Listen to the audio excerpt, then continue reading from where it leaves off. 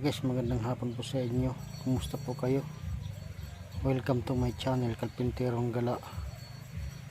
Guys, nag-browse out to sa bahay kaya dito punta ako dito sa aking taniman kasi medyo mangin-hangin ho dito guys. Kaya ako yung nakatambay nga dito guys. Yan ang aking upuan ng aking kuwan. Taniman guys, yun o. Yan, naglalabasan yung mga ibang mga tao guys. Nandun, katambayan guys. Kaya lumabas muna ako kasi napakainit guys doon sa amin. Datig-datig pa naman bahay, magkadikit kasi subdivision guys. Saniman namin guys, o yun o. Yan, gagamasin ko pa yan guys. Ngandun o, mga talong yun guys. Yan, talong. Yan, dito part dito guys. Gano lang, gagamas ko lang ng isang araw. Tuntubo na to guys, gusto ko patay kasi sobrang tigas naman ng puno pero matamis siya guys, sobrang tigas naman. Ayan guys, yung mga tao guys naglalabasan sa sobrang init. Ayan o. Ayan.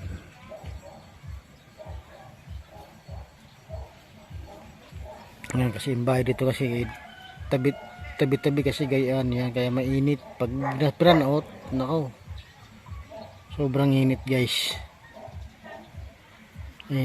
Asawa ko pumasok naman guys doon sa process, kaya mamaya susunduin ko naman mamaya yun. Wala tayong gawa muna ngayon guys kasi wala pang materialis guys. Tatawag na lang daw siya guys. Okay guys, update ko na lang mamaya guys. Yan guys, magagamas tayo guys doon na kasi medyo malilom na yung init. Gamas muna tayo guys at tapusin na natin ito guys.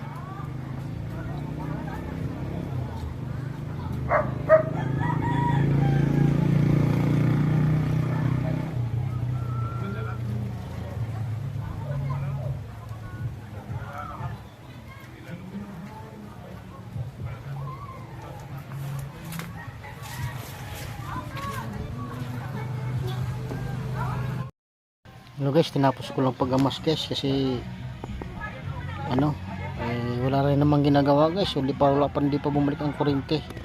Yan guys, pwede ka pala mag ano dito, magluto kasi nandiyan ang ano, yun sa ingan ginawa ko yan guys. Ayun, mga kahoy panggatong. Pag wala naman ako kasi yung trabaho, yan yung ginagawa ko dito guys, magtanim-tanim at saka ayun, gagamas tulad ngayon kasi wala pang materialis. Yan guys, yan ang ginagawa ko ngayon. Yan. Yung kontinda mo na yun guys, di ko magamasan kasi maraming gulay na sumisibol. Sayang din kasi pag ginamas mo madadamay lang, kaya hindi ko muna sa ginamas.